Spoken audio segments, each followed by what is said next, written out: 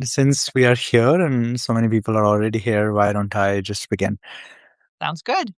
I think I'm supposed to introduce us. I'm Karan Kapoor, and I am doing this in place of Satlana, who is a brilliant, brilliant person. She couldn't do this because she's a little unwell. I see her. I think she is watching us, just in case we, I don't know, mess it up in any way. Here to help. Carolyn, on the other hand, is um, also a brilliant person who edits New England Review, which I'm a fan of. I see that I was looking through New England Review. I was doing a deep dive because of this, and I realized what kind of trajectory you've had in this industry. You've done a bunch of stuff before this. You started as an intern at Milkweed, and That's then you right. founded Rain Taxi Review. You've you were also an associate editor at the Library Journal, and then you were managing editor at NER before taking the editor in chief role. Is that correct, Carolyn? That is all correct. I think the only thing missing there's is that I spent a lot of time also working in bookstores. So my 20s was very much about working in bookstores, writing book reviews, and looking for a job. um, Yeah. and so I had my very first internship at Milkweed Editions because I lived in Minneapolis. And then I briefly worked for Dalkey Archive Press. I don't know if you're familiar with them. They were in Normal, Illinois. So I moved out there and worked for them for a while, then went back to the bookstores and started Rain Taxi. So book reviews were kind of my first way into publishing and writing in any kind of public way. And Library Journal was very much about book reviews too. So, yeah. That's beautiful. It opens up so many doors for us to speak, to enter, because I myself am a fan of the art form of the book review. And before we move on to book reviews, though, let's speak about. I was going to mention what's wrong with you. What is your obsession with this industry? But you've done such beautiful, marvelous work. And anybody who's obsessed with books and literature, I mean, why don't you speak more about what is it that compels you to just stick around? It's not Yeah. like, Well, it's not it's obviously usually not the money that people go for. yeah, I have a full-time job and I have health insurance, so this is all very good. But I've been a reader since I was young, and books were just always the best thing, the best way to kind of get beneath the surface of everything. You're going through life and you're like, I don't know, this just isn't making sense to me. I don't understand people. I feel like I just wanted to get beneath the surface of everyday life and to get out of everyday life also. So, I found growing up in Allentown, Pennsylvania in the 70s and 80s, there wasn't a lot of culture to be had. So books were my favorite. I really felt like they were the things that spoke to me. So that made me want to be a writer because, when you love books, you want to do your own too. So it started way back when. And then I thought, well, before I'm a writer, I really need to read everything that there is, which obviously was not a good project, but it got me started. So I became an English major just on the literature track and studied English literature and Italian literature in college. Before I wanted to write anything, I really did think I need to study Shakespeare and Chaucer and all this stuff. It was maybe a little bit of a mistake not to put my own writing forward, but I've often put my own writing sort of in the back seat to a lot of other things that I do. I finally published my first novel almost 2 years ago now, and I wrote a long essay that I never published called "What Took You So Long?" Because I felt so self-conscious about having written and not published my first novel until I was in my 50s. I was like, wow, I've been meaning to do this since I was 12. And part of it was just, it's that I just don't want to do it if it's not good enough, and nothing was ever good enough. And then you have work to do, and then you have, there's just a lot of other things that happen. So it took me a while, but I feel good about it. It was a real pleasure to finally put a book out in the world after, reading and reviewing so many of them for so long. and you did it with Melville House, so many congratulations. Yeah, yeah, that was fun because I finally I never really did. I think a lot of people try to go on, more younger people, there's a lot of residency tracks you can go on. Like, you do your MFA and then you do a residency here and then you maybe do a year there, and that kind of stuff really wasn't available, or I just didn't know about it. But I finally found this place where you could go and write for like a week and they charge you just like paid like $300 for the whole place. And they didn't feed you or anything, but it was just writers in this house. And so it was near Melville's house in Massachusetts. And I stopped at Melville's house on my way home from one of the weeks that I spent there revising the novel. So I felt like it was really serendipitous to land with them. Right. Oh, must have been Yeah. a surreal experience too. Yeah. He's this beautiful tree there's this Yeah. beautiful tree in the yard. Okay. Thank you for sharing all of that, Carolyn. So we have, so, I think we send out surveys when people join, when we promote this, that we're going to do an AMA with this famous person. So people are always very curious to ask questions. So, we have a bunch of questions laid out, and it's kind of silly, but I like starting these things with like silly questions. Do you remember by any chance your first ever publication, first story or essay or review that you ever I published? do. I Wow. I mean, that wasn't in like a college or high school lit mag. Was a book review that I wrote for a place called Small Press Magazine, and it was of Bridget Pegeen Kelly's amazing collection Song. They gave it to me as a 22-year-old who knew nothing. I got the galleys, and I was like, "This book's actually pretty good."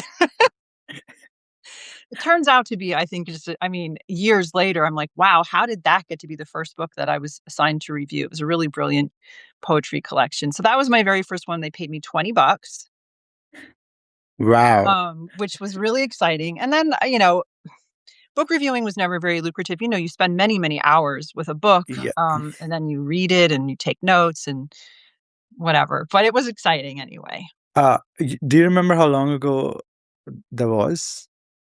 It was 1993. So, what is that? 30 years ago? It was a while. 33 years ago?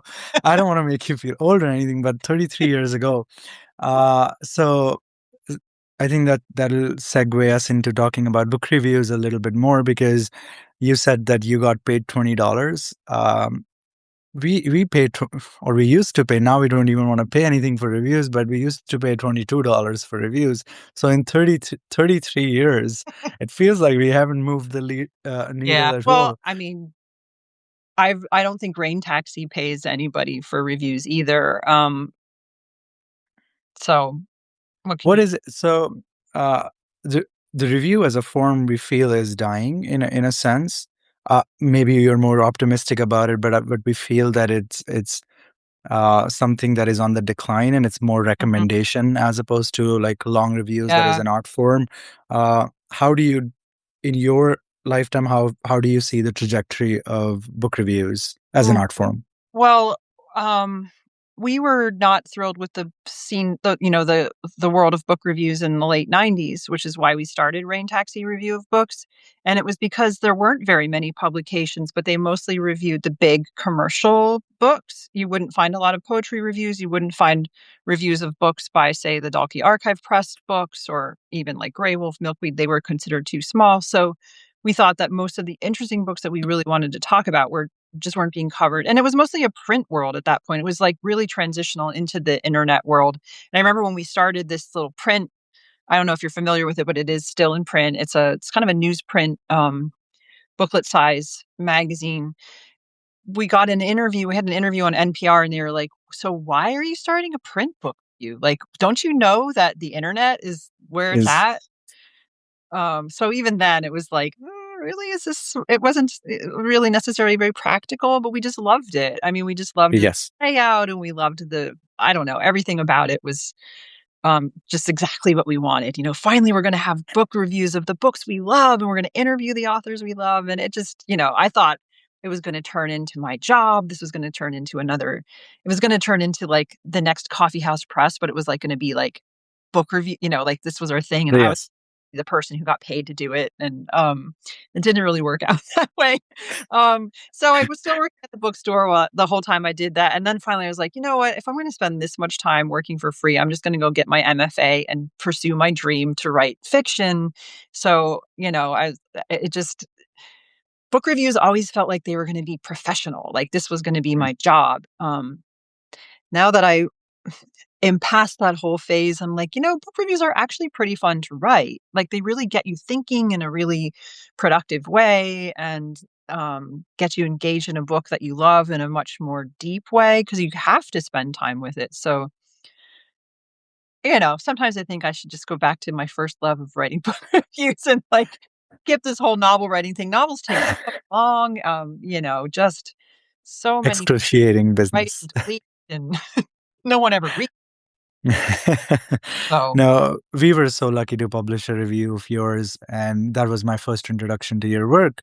And it's just by happenstance that I get to do this today with you, and it's such a pleasure. yeah. Um, so, Karen, can you walk us through your role as the editor of New England Review, and in perhaps tell us how it was when you were managing editor and how it has now changed in Mhm. 10 years, 12 years? Yeah, okay, so the New England Review, I'll just tell you a little bit about it. It's been published at Middlebury College since was started in the 1978 as an independent magazine, and then it came on board at Middlebury College in the 80s. And it's been a quarterly since then. It's always been a magazine that has it's not a local thing, so it's never been just New England writers. I think in the first issue they had like Charles Simic and Pablo Neruda and things in train. Like it's just always been a very much more outward focused national international magazine. So I was really interested in it, and I did go to Middlebury College as an undergraduate. That's where I did my English major thing. So I was like, "Oh, that's amazing! There's a job there working on a lit journal." So I worked with the professor Stephen Donadio, who was the editor at the time. I think I would say that back then there really wasn't much going on online, so it was a very different kind of a job. There was a lot of everything was on paper. There was all paper submissions, and as the managing editor, I was in charge of looking at all of the fiction, a lot of the fiction submissions, and then some of the fiction pass alongs that some of the readers, I think we had like two readers who would pass things along to me. So we were in charge of reading all the fiction submissions and some of the nonfiction. There wasn't a lot of nonfiction coming in. And then we had a separate poetry editor. At the time, it was C. Dale Young. And then as managing editor, part of the job is doing the layout and the proofreading and anything that has to happen on the website. And it's sort of like doing everything. um, Yes. and I still do quite a lot of those things. That we have a managing editor as well as me too. So now as editor, I get to do a lot of that work, but I also get to decide the what we're going to publish and kind of the vision and the aesthetic, the overarching aesthetic of the magazine and what kind of sensibility is going to come across. So it's a lot of the same work as a managing editor, but now instead of passing things along to somebody else to make the final decision and then taking his edits, like he would edit everything on paper with a pen. Oh, And then I would take those and I would put them into the computer and send them to the writers. That's what I did as managing editor. Now as editor, I do that myself. right. I use track changes. I send the manuscripts and back and forth and have a lot of conversations with writers that way. When I was doing it with Stephen, I would do that same kind of thing and I would get to have the conversations though. So I kind of enjoyed that. It was like, well, I would put his edits in and communicate them to people and then do the back and forth and I would consult with him, but I was the sort of intermediary. Whereas now I get to be like making those decisions Mm. myself. And it's a great joy to be able to do that and to be able to work with writers to get the piece into what I feel like is sort of its best form. I Yeah. think that's my very favorite part of the job is once we've sorted through all the submissions, we're like, "Oh, it's a excruciating decision, like, these are the ones we're gonna go with." Then to be able to take those pieces and just work really closely with them and with the writers, and it's a real pleasure. Oh, that's so wonderful to hear because I was just speaking to somebody the other day who was saying the art of editorship is kind of also on the decline in the sense that we are mostly now curators Mhm. and there's not much editing and feedback Yeah. happening. So Well, so it's one of nice the to real hear. is honestly of being at a place like Middlebury College as a publisher because it's their whole mission is to educate and, you know, disseminate literature and thinking and all this kind of stuff. So they're rather than to make money. And so when they can put out a journal that doesn't make money because it certainly doesn't. Like they see it as a thing that they're putting out into the world for the good of it and for the value of it, and so that I, as an employee there, I can take the time to do that. Whereas if I were working for a corporate publisher or even a publisher that was really scrambling for financial stability with grants and stuff, they can't always take that time. It's really impractical and inefficient to um like read Right. submissions and edit and edit them. But Yeah. it's really it's kind of a I guess it's some really contributing to the literary ecosystem in a way that I feel like is really important for writers to be able to experience and for people to be able to read out, so putting it out in the world. Right. Patronage is so important for Yeah. the arts, and the arguments against it, saying that everybody should be able to make money and these journals should die because they are kind of useless just because of the fact that they don't make money. These Mhm. arguments are just so shallow, and I'm so glad to hear you say this as well. Yeah. Okay, these people would start disliking me if we keep uh, Good questions. speaking about ideologies. I think what people really, I think there are 200 people here now. I think what most of them really want to know is what is it that really makes a submission stand out, or what Mm, is it that you want to publish? But before that, can I ask you? So you have poetry editor, you have a poetry editor, you have a fiction editor. So, but you are the editor. So, mhm, are there choices then brought to you, and then you get the final say in what mhm. gets into the issue, or is that not the Yeah, case? it's a process. So if we're gonna be evaluating around 9,000 total submissions a year, obviously one person should not be reading all of those or even half of those or even a quarter of those. So we have a lot of layers. So our first round of reading, we assign everything. 20 submissions per month will go to a volunteer reader. And that volunteer reader is part of like a little group that works with the genre editor. So the genre editors they have their own teams of people and they work with them so that they're like passing up the stuff they'll do the first read and then they'll pass things along to the fiction editor or the poetry editor with their comments if they like it, if they think it's of interest, if they think it's a maybe, if they think it's a maybe or a yes, they'll pass it along with the comments, and then that editor will um read their comments, read the piece, kind of think it over and decide if they think it should be passed along and should be published, and they'll either recommend it for publication or they won't. In poetry, our poetry editor makes pretty much the final choices herself. So she works with a team of poetry readers. She reads what they do, but then she passes them to me. And mostly what I do is I just say, that's great. Because I don't make poetry decisions. I don't feel like I know what I love in poetry, but I don't have a really broad sense of the poetry world. So while I'm really into reading poetry, I don't feel quite like I should be evaluating the poetry submissions as much. So Jen will really be the one that does that, and she passes them on to me for like, yes, we can have these. And I think it's really a formality, but it's also just to make sure, like, oh, we haven't published this person recently, Hmm. or we don't already have a piece in the issue that is by that person, or um, I don't know, just if there's some kind of a conflict or something. So usually that's how that works with poetry. In fiction and nonfiction, those are areas in which I'm much more like comfortable and I feel much more engaged and able to make decisions in those areas. So say the nonfiction editor and the poetry and the fiction editors will then take too many things. Like they'll have a lot of things left over after they've read everything that people have passed on to them. And they'll have, like let's say we're going to be choosing 5 pieces of nonfiction for an issue. I'll have maybe like 25 or 30, and they'll kind of come Right. and go. So and then we'll talk about those. Like, I'll see what their comments are, I'll see what the readers' comments are, see what we've published in the past, see what we kinda haven't seen enough of, see what I love, see what I think we Mm. can work with, and then make the decisions around that. So it's taking into account a lot of other people's thoughts, but ultimately, especially with the pros, I get to decide, like, which of these are we gonna work with? And that's kind of how I get to shape the vision of the magazine. Do you feel protected? Because as an editor myself of a fairly young magazine, when sometimes uh, our readers have raised just like enthusiasm, I guess, about wanting to be more involved in the decision making, etc. But I feel personally very Mhm. protective of the vision. So I Mhm. don't. Um, I want to be like I want to have the final say. Do you feel that way?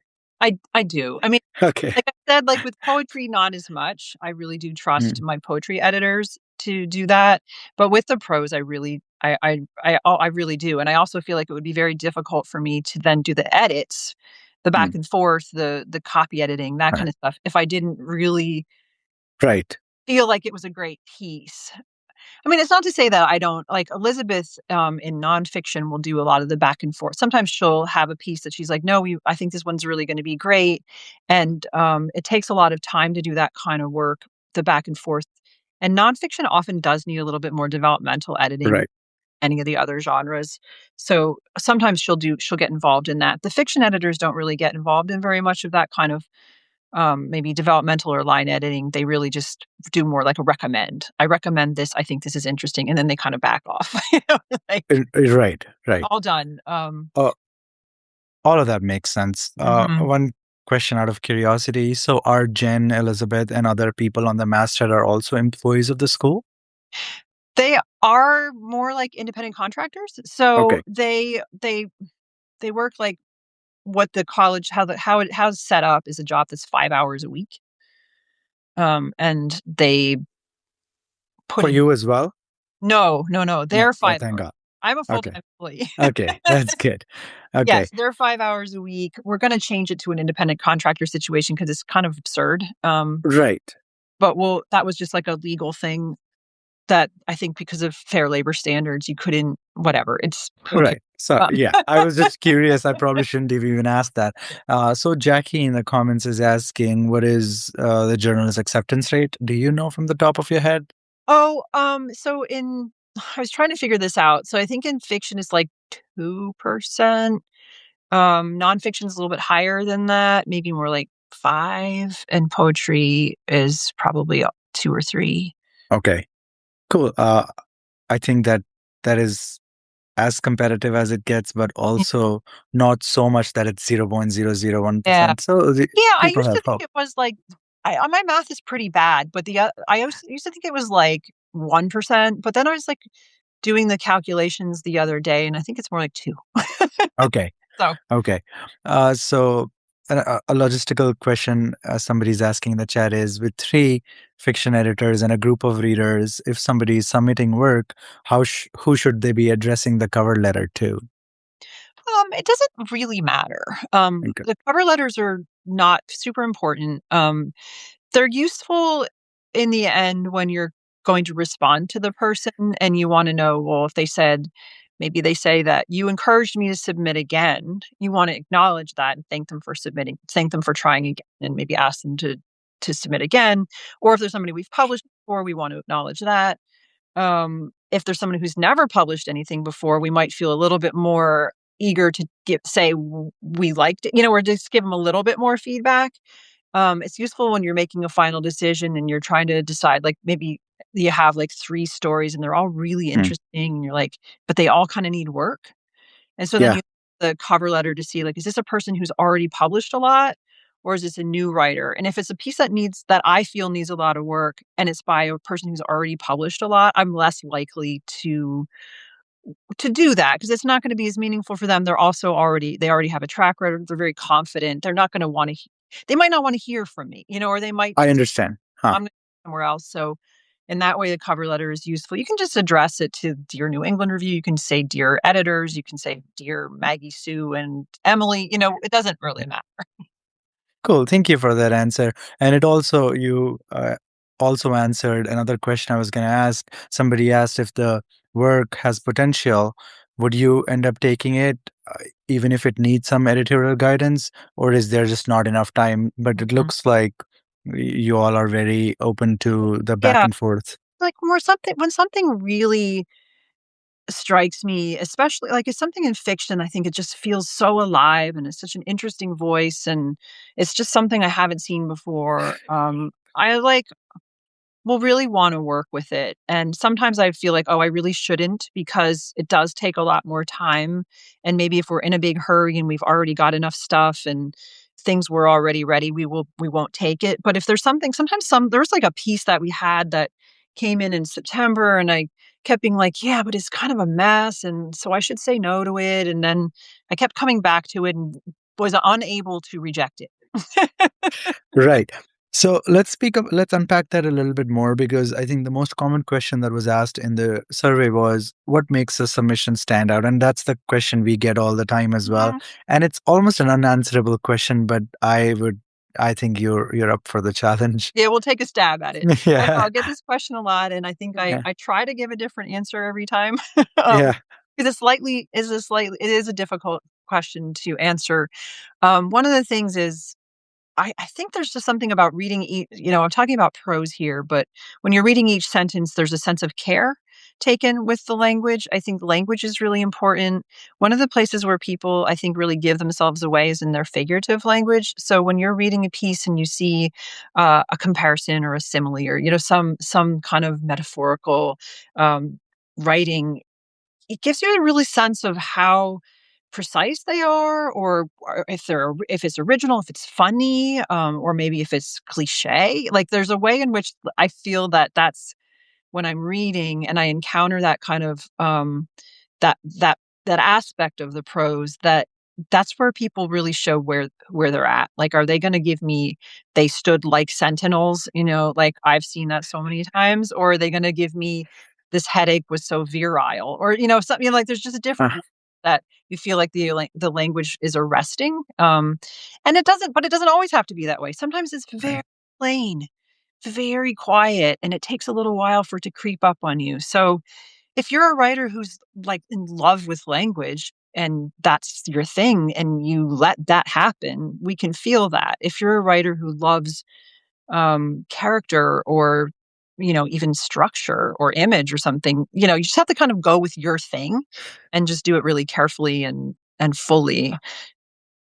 so is the answer be you in your truest you in a way? Sure. Yeah, kind of authenticity, right? What you Yeah. feel when you're reading something and you think, yeah, that's how that needed to be. That's that this there's an individual vision coming through here in the language somehow.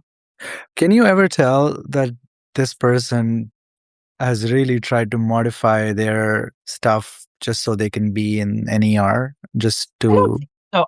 I don't think we're okay. specific enough. Like, I think if we had Mm. a really specific editorial vision, maybe people would do that, but it's too broad. I think it would be pretty hard. Right. That's what I love about NER, that you're always in for a surprise. So with so somebody's asking, how do you determine that a submission fits, and like say you have three really good solid submissions but you can only pick one, does this matter that one of them fits the issue at large Mhm. better than others? Yeah, there is a Yeah. little bit of that. So this is where a little luck is involved. So if your story is one of those, on the kind of final, which one? It's gonna matter what else has already been accepted for the issue. So if there's already a lot of first person narrative that's at about 8,000 words, and that's what it is, we'll be less likely to take it. If we already have a story that's told in fragments, but it's different, another piece in fragments or another, it's just like we're gonna go for the thing that we don't already have, if it comes down to that.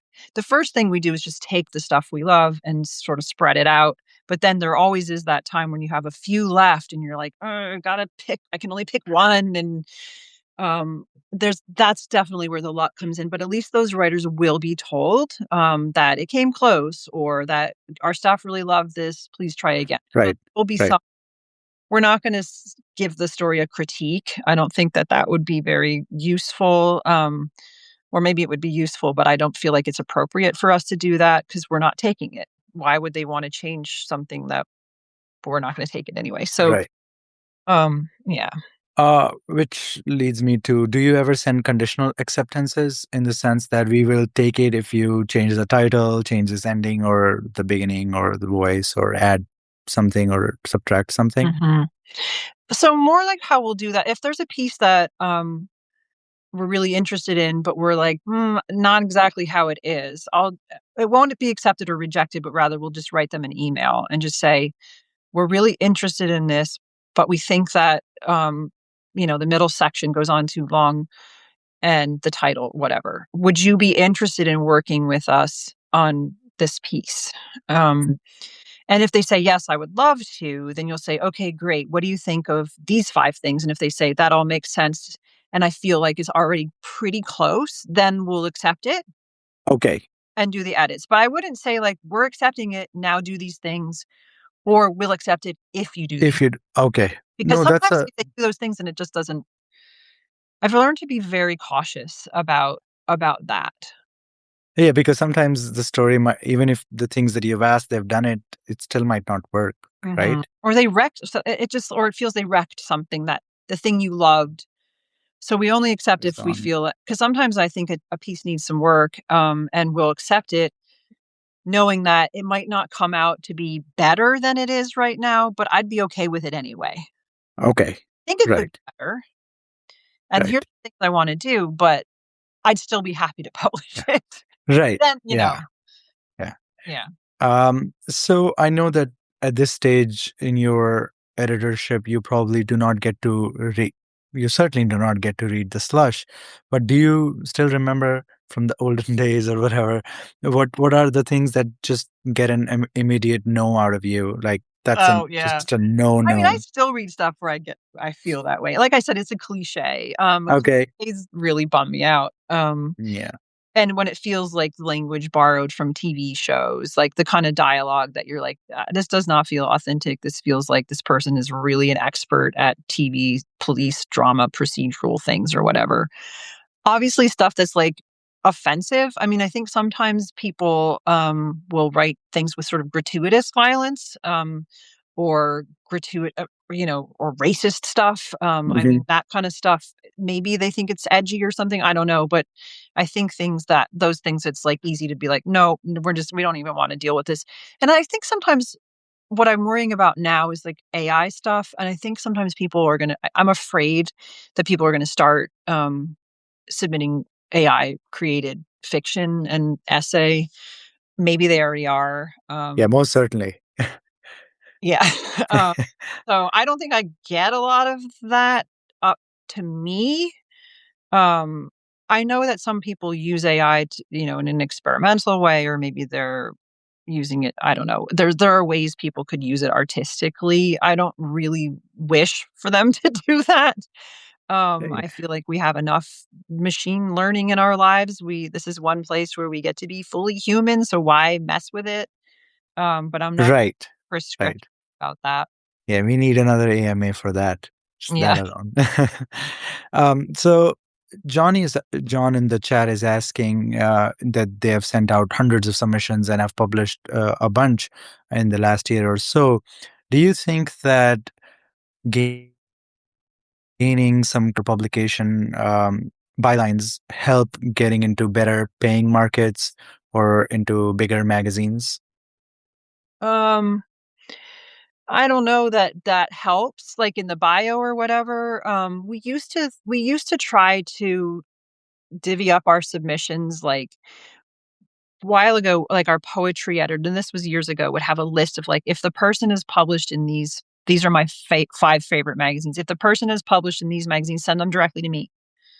Or and so we would do that, and we would try to kind of, like, so it would go directly to the editor rather than to his readers first. And we tried to do that with Submittable, like, by labeling things in prose and then I was like, this was a lot of work, like, to label everything according to, like, how many prestigious magazines people were in or whatever, and it didn't ever make a difference in terms of, like, what percentage of the people that got this label did we publish, so we just completely stopped doing that. It was such a waste of time. What we do sometimes do now, though, is when we read a cover letter and it says, "You encouraged me to submit," we'll Mm, put a little label on that, that was, like, right. encouraged to resubmit, and that does actually make a difference, and so we would send those directly to the editors, and then we kind of stopped doing that too because we don't have time to read all the cover letters first. But we do ask for the people when they're reading them to note that Mm, before they respond and make sure that this person gets at least another look. right. And those did those did when we were tracking that stuff. Those did have a higher rate of acceptance than the other categories, and certainly from any of the other labels. So that does mean something. Yeah, I think that's a very generous way of going about this. I always tell people to take special rejections seriously because Yeah. you mentioned you get about 10,000 submissions a year. You all don't have the time to send people kind notes if you don't truly mean them. Yeah, I think it's just a waste of time. Yeah. Yeah.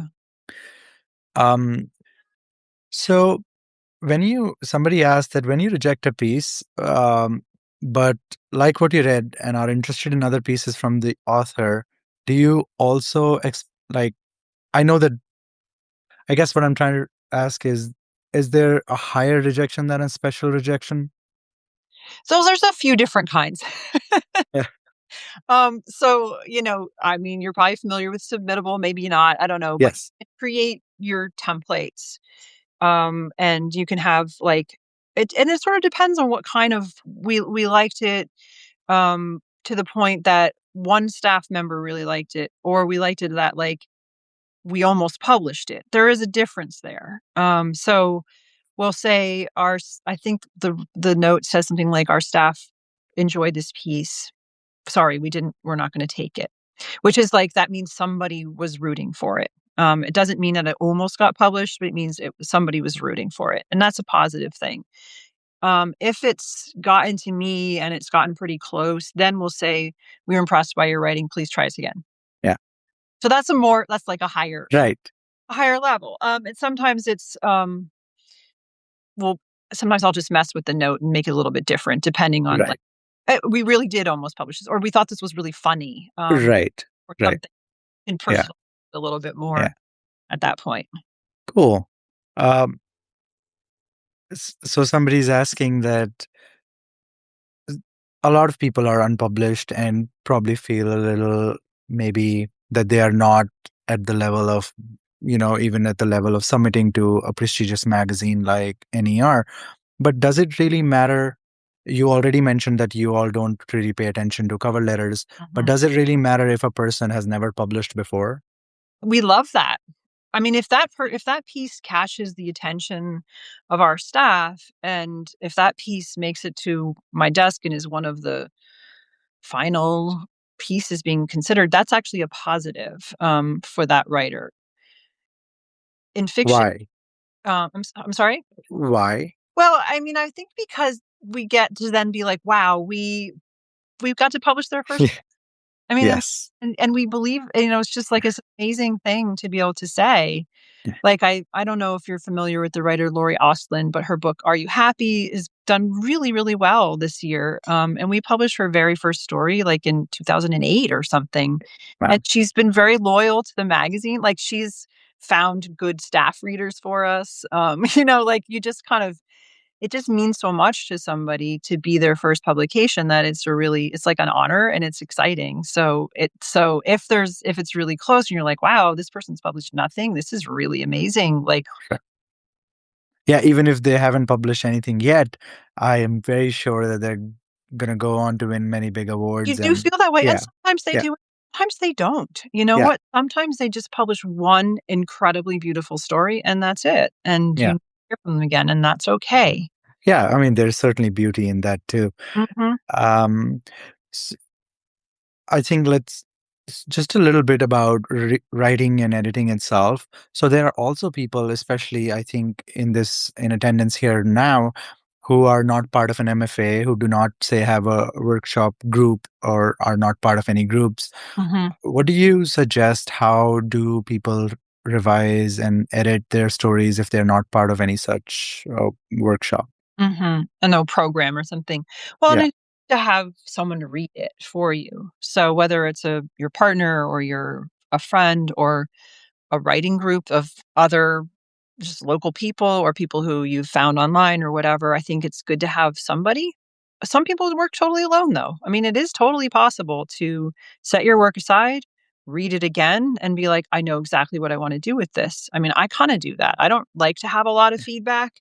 I don't know if it's because I'm an editor. I just don't really, it makes me uncomfortable, whatever. I like to revise my own work. I mean, I eventually have to get somebody else to read it. And often that's very illuminating just to be like editing it because I'm going to hand it over to somebody. I look at it as if from another Right. angle.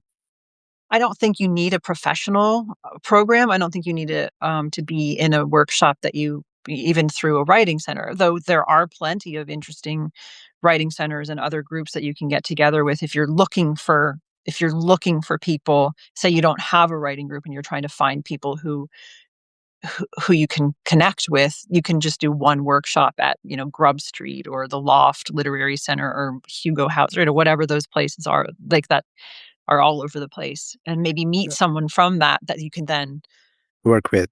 work. Right. So I think in the same vein, there are a bunch of other questions, and I think I'm going to repeat myself, or I'll have you repeat yourself. But I think people really want to hear this. So somebody asked, how important is formal education for the likelihood of having your submissions accepted? Another person asked, there's a growing trend of writers pursuing MFAs, and that is seeming to become a requirement to be taken seriously as a writer, or an MFA is needed to for for somebody to be a good writer. Is there truth in that? What do you think about that? I don't know that it's the MFA that makes people a good writer or that it gets them published, but I do think it gives people time, and time is the thing that you need when you wanna write. You need time to read, you need time to write, you need time to think, and an MFA is one place where you can sort of squirrel yourself away from the world and do that for a while. So, an MFA can be a bonus to your writing because it gives you the opportunity to actually focus on it, which regular life doesn't really do very much. So I don't think it's that people require the formal education in order to publish the work. We don't look at the bio and go, no, this person's not certified MFA. We probably don't want to publish them. Like that doesn't. It's not how it works. I think we tend to publish a lot of people with MFAs because they're the people who've been able to spend the time writing the work, getting the feedback, taking themselves seriously enough to be able to create a body of work that's publishable. And unfortunately, the way our culture is, it's very difficult to just, oh, it used to be you could just say, like, oh, I'm going to work as a bartender 2 nights a week, make enough money to live off, and then be a writer. Like, that's a perfectly legit way to be a writer, but it's really hard to afford anymore. I feel like that just isn't really, Right. it's not really done as much as Right. it used to be. So either be born rich, but if you aren't, then maybe finding some way to find time. Yeah. I mean, There's there are MFA programs that are fully funded, which is pretty amazing. I mean, I know they're incredibly, Mhm. Competitive. competitive, but I think that it's that gift of time that those programs give you that is really what you need. I did an MFA program that was a summer program, and it did not really give you the gift of time, um, because Oh, because it wasn't a full-time thing, so you're right. just working the whole time and doing this. So that's wasn't but it was I mean, it was still good to be able to, like, have other people read your stuff and be like, "Yes, you are a writer." Like, there's the one place you can go and people are like, "Oh, you're a writer? Cool." Instead of like, "Really? Did you Right. thing?" Right. Yeah. So there's that. Yeah, and people who speak the same language, who also like books as you do, and Right, right. yeah, Yeah. yeah, it can be life altering. It certainly has Mhm. been for many people. But it is just to be clear, it is clearly not the thing to be a writer, right? I Yeah. think that's what No, a no, lot and of people want. when you're a publisher, you don't care actually what their education is. And maybe if they're a translator, you wanna know, like, Hmm. that they know the language. But as a writer of poetry or fiction, it doesn't matter what their education is. Yeah. Yeah. What ends up mattering is the piece, then Yeah. the writing itself. Yeah, it's the writing because that's what we're looking for. And we might think it's like I was saying earlier, it's exciting to publish a writer who's never been published before. It's also exciting to publish a writer who's not even part of a whole thing, like, wow, this person's like I don't know, magical. Yeah. Yeah. Somebody's saying how beautiful it is that you didn't publish your book until your 50s, and it's very inspiring. Um, it really is. Yeah, you take your time. Yeah. So now that we're nearing the end of this, let's speak more generally about, say, the future of literary publishing, especially since we touched on AI earlier. Do you think that something is at risk? Oh, my favorite topic. No. Um, People are always gonna be writing, whether AI interferes with them or not, whether they get published or not, whether Middlebury College has a journal or whether commercial publishing explodes. I think people will be doing it. It might not be as easy to read it. It might not be as easy to find, but I think people will continue to do it. It's just this very human impulse that we have. We use words all day long and talking to each other and using them to make art and to make sense and meaning out of life is just something I think people will continue to do. In terms of like publishing, it's always in crisis, right? I mean, I feel like there's never been a time when people have been like, "Ah, it's the heyday of." But I do honestly feel like it's a pretty good time Mm. for literary magazines. I mean, they're doing okay. They're out there. There's a lot of them. People read them, people submit to them. I think they still have a pretty vital place in the whole scene. So we're pretty lucky that we have in this country still, at this moment anyway, a lot of attention and resources towards creative writing, whether it's in universities or journals or publishers. I think is still a pretty robust field, even if it's certainly not lucrative and you have to have a lot of luck and there's Yes. pitfalls. But I feel like still in a pretty good place comparatively. Yeah, it's a very interesting. Yeah, there are many magazines, as you said. Mhm. Uh, Somebody also asked that they would love some tips on how to source art Hmm. for the small magazine that they run, that they only get poetry submissions, and how could they, say, branch out to. You get art submissions. Well, are they okay, so we only put art on our cover.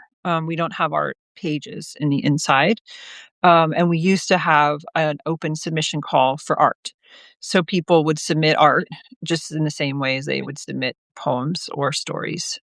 We didn't tend to get a ton of art through that we actually used for the cover. In part, it was because most of the people sending art were also writers. And they were like, oh, I have a cool photograph. I'm going to, so it wasn't necessarily um, Ah, known in the art world, but you can get it out there. So then when we would like just look up like an art program. So do you know someone who went to the School for Visual Arts? Or do you know someone who went to the Bard MFA program? Or do you know a painter who could then send it to their listserv? Or you can put it for a design school's listserv or get the call. If you want to put out a call for submissions, you can spread the word through other communities. There's a literary community and the visual arts tend to be pretty separate. So if you do want to get attention from those areas to really just reach out to them. We had to do that for drama submissions because we don't get a lot of drama ah, submissions. People don't think to submit those. We still don't get a lot of them, but we have made an effort to put a call for those out into drama programs and other places that don't necessarily think about literary magazines as part of their world. oh, I love this way of working. I really appreciate you so much. Uh, so, Carolyn, this brings me to a question that I skipped earlier because it seemed inappropriate for some reason to ask. But somebody also asked how many submissions, not how many submissions, but how do you end up soliciting work? Do you solicit work, and how do you go about it? Is there a percentage that you keep in mind of publishing what you solicit versus publishing what comes from the slush pile, etc.? So, thoughts about soliciting? No, it's a really good question about solicitation. So we don't solicit in prose. We don't solicit really at all. Sometimes somebody will write to us and be like, "I have this piece. Can I send it to you?" And I'll be like, "Yeah, sure." And that feels a little bit more like a solicitation because it's Mhm. direct. But we don't ask specific people to send us specific pieces, or even write to writers and say, "Send me your next story." Like we just don't really do that because that's not where that's not our job. Our job is to find is really to Mm. find writers. And it's a little bit risky to do that in prose in particular because prose writers don't write quite the quantity. And so if you solicit a prose writer, they might send you the sort of the thing that no one else wanted, or something that isn't really up to their last story or whatever. So we don't solicit in prose. In poetry, though, our poetry editor will reach out to the poets that she's very interested in and be like, hey, keep us in mind. Can you please send us some Mm, work time?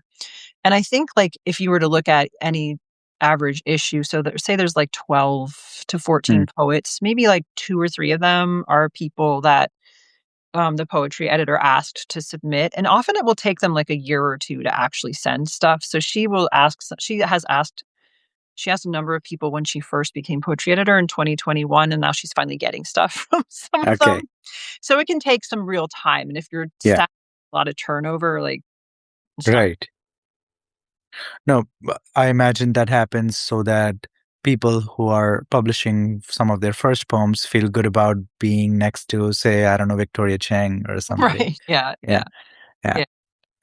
Yeah. Um, so Carolyn, we've spoken about so much, and you seem like somebody who's working from uh, a point of view of abundance and generosity and kindness, and I like that very much. So this whole really the literary magazine industry, I don't know, industry always seems like a weird word to me, Yeah. but this whole ordeal or endeavor seems to be resting on these ideas of generosity and just Mhm. doing it for the love of it. Do you what advice do you have for people who are for younger people who are starting out magazines that they hope will someday be as prestigious as a Mm. New England Review, or and how do they get funding for it? Is it even possible? Should they give up on their dreams and cry in their bedrooms and just watch Oh, of TV? course. I definitely recommend that. No, I mean, I think the really the greatest source of stability for a literary magazine is going to be a university or a college. And there have been independent other that are not the New England Review, but I think it was like Post Road, I know kind of hopped from different MFA programs to MFA programs so that they will provide institutional support. It's amazing to have institutional support.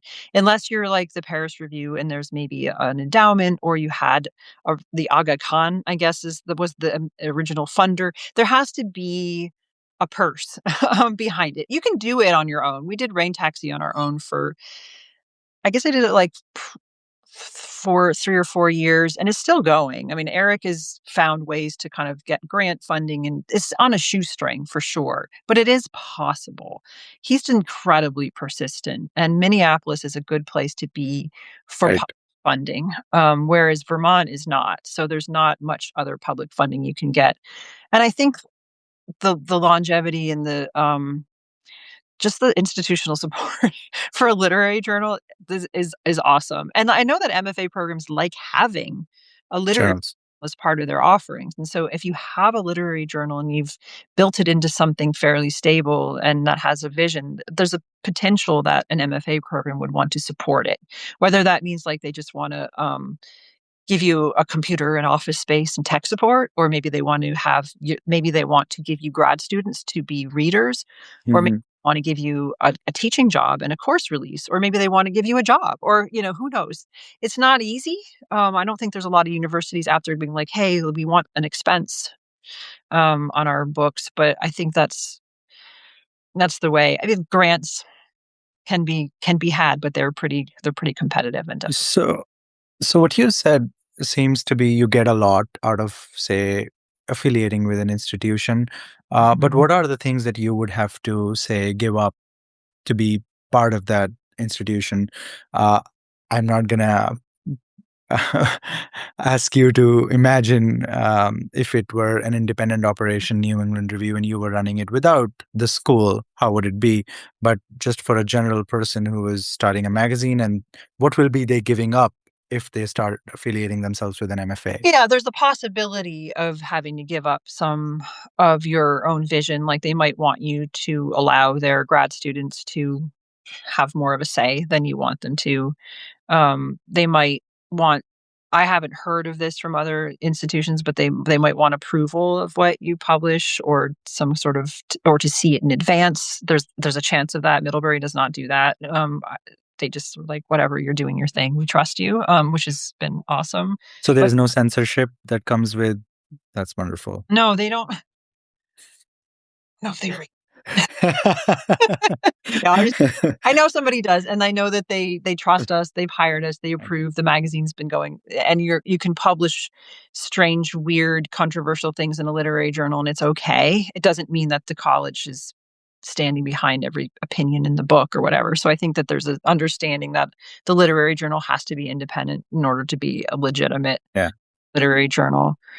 The other thing is public institutions are subject to a lot of scrutiny, so there might be a little bit of difficulty in them allowing you to have funding without proving Hmm. yourself year after year, or maybe doing bidding on every single thing you do for like, if you wanna get a printer, they might wanna see 6 bids from the most competitive printer or stuff like that. There could be some Oh, red I've heard that from people who work at public universities have had to do a little bit more of that kind of justification of every expense that we haven't had s- much of that. so a bureaucratic involvement Yeah, or like you're the slowness that comes with it. mhm, Okay. yeah, for sure. Cool. This is good to know. Maybe not not as high or exciting a note to end on, but something that really It intrigues me always and comes interests down to the me. money. Thank you so much, Carolyn. It's been such a delight. I know you're supposed to say this at the end, but you never know when you're getting into something like this. Especially it was so sudden when I was told that I Right. can if I can do this. You never know the kind of person you would be speaking to if they're a robot or whatever. Thank you for being so human and Listen, just so candid throughout this. Thank yeah. you for being real. I Well, it's appreciate it very been much. a lot of fun, actually. I'm really glad I got to meet you. Likewise, likewise. We've been emailing, and it's nice to always put a face to the Yeah, name. yeah, yeah. A sign of a good conversation for me always is if you get hungry by the end, and I feel pretty hungry, so I'm gonna have a big meal. Oh, I had a huge plate of pasta when I got on the call, so my fault Awesome. for that, but Okay. Thanks so yeah, much to everybody who was here. I hope that it was yeah, worth your uh, time. buddy, I can't see you, but I trust you're there. Take care, Alright, Carolyn. Bye bye. bye-bye.